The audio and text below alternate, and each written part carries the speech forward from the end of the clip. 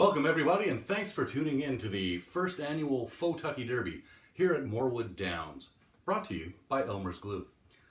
I don't know what you're thinking this is going to be, but I can tell you your expectations are way too high.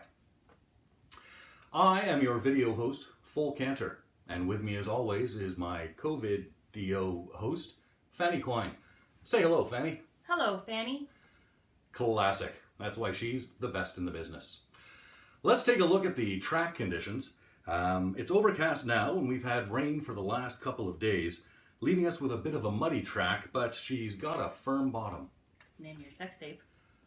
Indeed. Horses from the paddock making their way now for the post-parade. Let's meet our competitors. You'll notice there are only 10 horses running this year, as a new rule was introduced, making sure that they keep 6 feet apart while in the starting gate. And here they come. And what a way to start. Look at this gorgeous creature, Tina Mabel Ian, named after her 3 owners. Lately, she's been more focused on racing and less on her modeling career, perhaps by her choice or perhaps pressure from her owners. I guess maybe she's bored with it. Maybe it's Mabel Ian. Oof. Here's Bouncing Betty, crowd favorite, proud member of the military and dedicated nurse.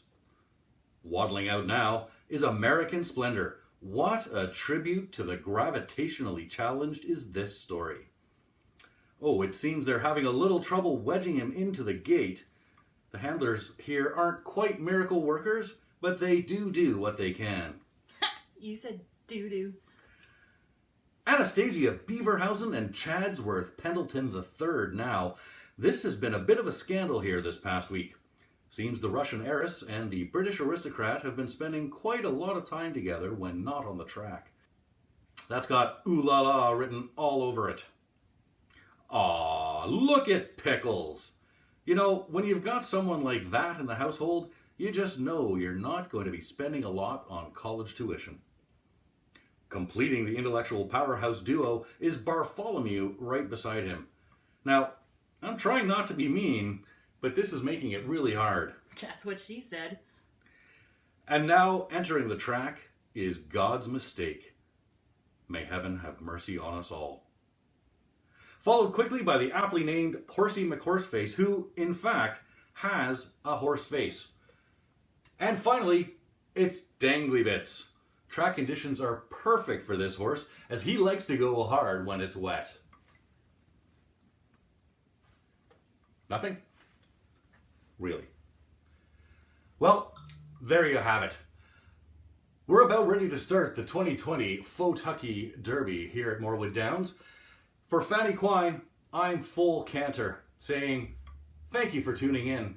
Sorry for what you're about to see. And please remember, it's all for good fun. Now, over to our race announcer with the call, Al Soran.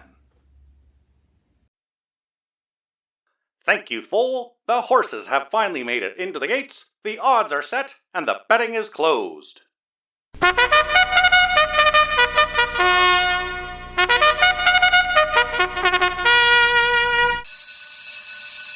And they're off. Well, mostly. They're off.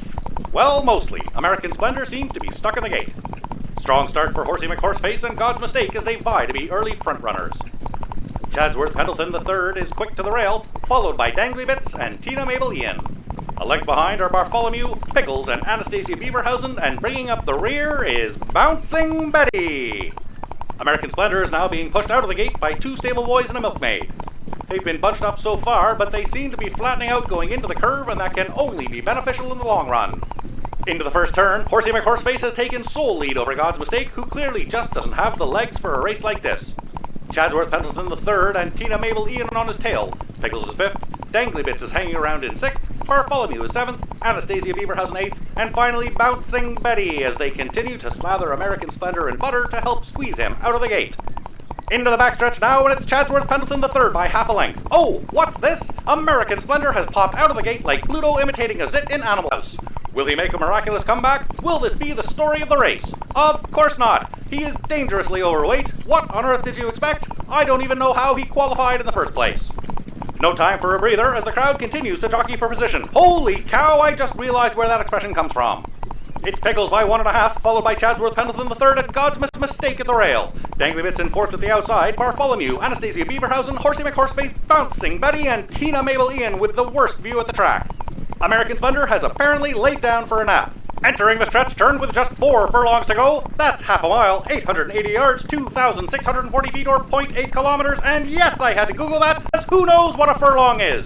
Where is Pickles going? Final turn and it's Pickles, Chadsworth Pendleton III and God's Mistake. No time to falter now as they push to the limits. It's Pickles by a nose, but Bouncing Betty is making a move. Last 8 to go, now 16th, now 32nd, now 64th, now 128th. At this rate, they'll never finish. That's a logic paradox, look it up. And at the line, it's Bouncing Betty with the win. Anastasia Beaverhausen with a late effort to place, and Horsey McHorseface to show. What a race! What a day! In all my days calling horse races, this is by far the most recent. Bull, back to you. What a fantastic finish for the inaugural Fauxtucky Derby here at Morwood Downs. Brought to you by Elmer's Glue. Elmer's Glue, because not all horses will make it to the next race, and I think we all know who I'm talking about.